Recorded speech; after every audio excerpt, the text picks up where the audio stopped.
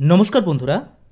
পশ্চিমবঙ্গ সরকারি কর্মচারীদের মহার্ঘ ভাতা বা ডিএ সংক্রান্ত মামলার শুনানি আবারও পিছিয়ে গেল সুপ্রিম কোর্টে।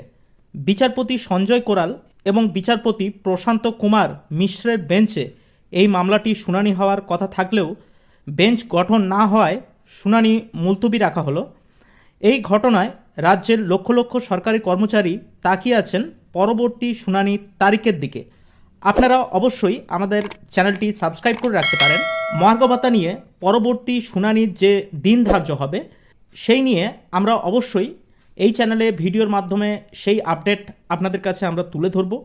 আপনারা চাইলে আমাদের চ্যানেলটি সাবস্ক্রাইব করে রাখতে পারেন।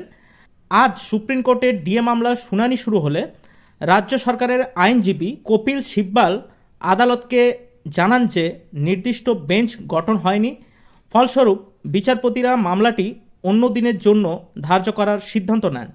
আদালতের এই সিদ্ধান্তে মামলাকারী পক্ষ এবং রাজ্য সরকারের কর্মচারীদের মধ্যে নতুন এক প্রতীক্ষার শুরু হয়েছে। আদালত সূত্রে জানা গিয়েছে ডিএ মামলার পরবর্তী শুনানিটি সোমবার অথবা শুক্রবার ইন্টারেক্টেড হিয়ারিং হিসাবে অনুষ্ঠিত হবে। যদিও নির্দিষ্ট তারিখ এখনও ঘোষণা হয়নি, তবে আশা করা যাচ্ছে যে আজই নতুন তারিখ ঘোষণা হতে পারে। এই ইন্টারেক্টেড হিয়ারিং কথার অর্থ হলো উভয় পক্ষের আইনজীবী একে অপরের সাথে যুক্তি খণ্ডন করার সুযোগ পাবেন, যা মামলার নিষ্পত্তিতে গুরুত্বপূর্ণ ভূমিকা পালন করবে। একটি গুরুত্বপূর্ণ বিষয় হলো পরবর্তী শুনানিতে বেঞ্চের গঠন অপরিবর্তিত থাকবে, অর্থাৎ আগের বেঞ্চে বিচারপতি সঞ্জয় কোরাল এবং বিচারপতি প্রশান্ত কুমার মিশ্র এই মামলাটি শুনানি করবেন, যেটি এই মামলাকারীদের জন্য একটি স্বস্তির খবর হতে পারে, কারণ তারা মনে করছেন যে একই বেঞ্চ থাকলে মামলার ধারাবাহিকতা বজায় থাকবে এবং নিষ্পত্তি হবার সম্ভাবনা বাড়বে।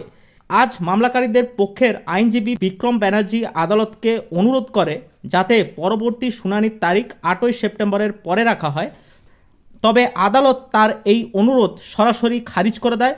বিচারপতি স্পষ্টভাবে জানিয়ে দেন যে আইনজীবীর উপস্থিতি বা অনুপস্থিতির উপর শুনানির তারিখ নির্ভর করবে না।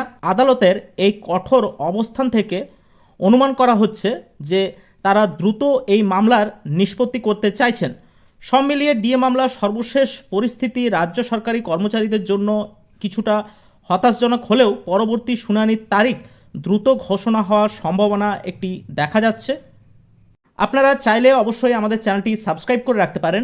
ডিএ মামলা সংক্রান্ত যেসব আপডেটগুলি আসতে চলেছে সেগুলি সবার আগে পাওয়ার জন্য। আজ এই পর্যন্তই, দেখা হচ্ছে পরের নতুন কোনো ভিডিওতে। নমস্কার, ভালো থাকবেন, ধন্যবাদ।